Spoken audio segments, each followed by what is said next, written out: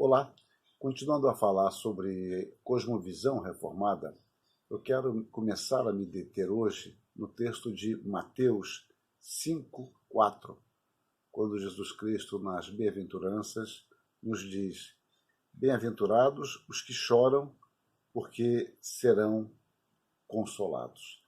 E eu quero intitular essas nossas exposições de O Choro Bem-aventurado, uma emoção contracultural. E eu destaco de início uma afirmação do John Stott, que ela como vou dizer, é impactante, ela nos faz pensar. Ele escreveu o seguinte: temo que os cristãos evangélicos, exagerando a graça, às vezes fazem pouco do pecado por causa disso. Não existe suficiente tristeza por causa do pecado entre nós. Deveríamos experimentar mais tristeza, segundo Deus, no arrependimento cristão. Nós vamos verificar essa assertiva do Stott ao longo de nossos estudos, ainda que não necessariamente o citando. O fato, meus irmãos, é que Jesus Cristo, nesta segunda bem-aventurança, surpreende ainda mais os seus ouvintes. Nós terminamos de falar sobre a contracultura cristã no princípio de uma desconstrução. Jesus Cristo dizendo que bem-aventurado é o pobre de espírito. E nós exploramos este assunto, enfatizando que o homem diante de Deus, somente diante de Deus, pela graça de Deus, ele pode ver quão carente ele é, a despeito da sua pretensa capa de autossuficiência. E agora Jesus Cristo também fala algo bastante surpreendente, como sendo bem-aventurado os que choram. E assim ele afirma de forma contundente. Nós temos aqui, meus irmãos, uma bem-aventurança paradoxal. O Senhor não atribui nenhum valor especial ao choro, é preciso que enfatizemos isso. Mas certamente ele nos diz que determinado tipo de choro é bem-aventurado. Neste choro, nós seremos consolados. É curioso que o Novo Testamento usa diversos termos. Eu pude catalogar, eu não vou tratar disso aqui, mas mais de 11, 12 termos para sofrimento, se referindo de forma direta ou indireta ao sofrimento ou à tristeza, à angústia. Mas eu quero caminhar para uma outra linha decorrente dessa pesquisa. Eu começo a falar sobre as razões para a tristeza à luz das Escrituras. Nós devemos entender que a Bíblia não é um livro de autoajuda.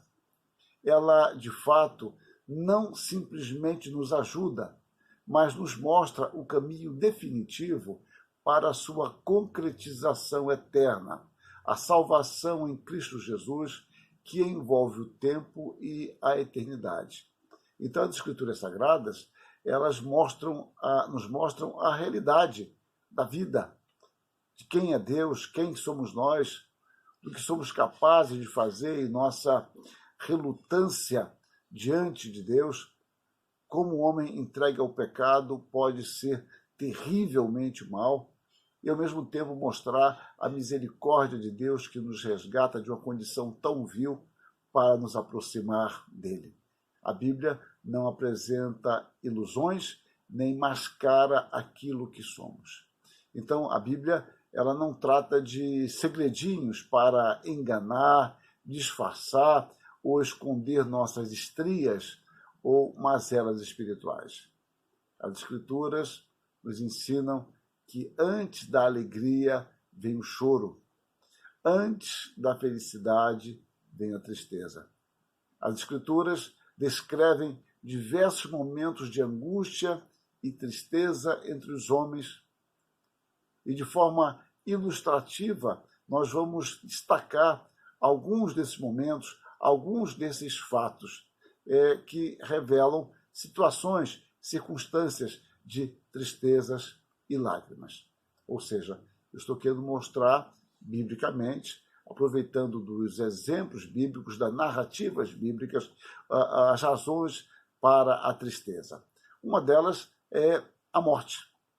A morte é um dos aspectos mais indicados nas Escrituras como sendo causador de tristeza, dor e lágrimas. Mas eu vou desenvolver isso no outro vídeo, destacando ou mostrando algumas mortes, as mortes de filhos, mostrando como diversos servos de Deus passaram por isso, a morte de um irmão, de um ente querido. Mas, em princípio, a morte é destacada nas Escrituras como motivo de grande tristeza, de grande sofrimento por parte das pessoas próximas. Mas isso nós trataremos no outro vídeo e por hora deixemos isso, que a tristeza não é boa em si, o choro não é bom em si, não há nada intrínseco ao choro que o torne bem-aventurado. Mas nós vamos caminhar por isso,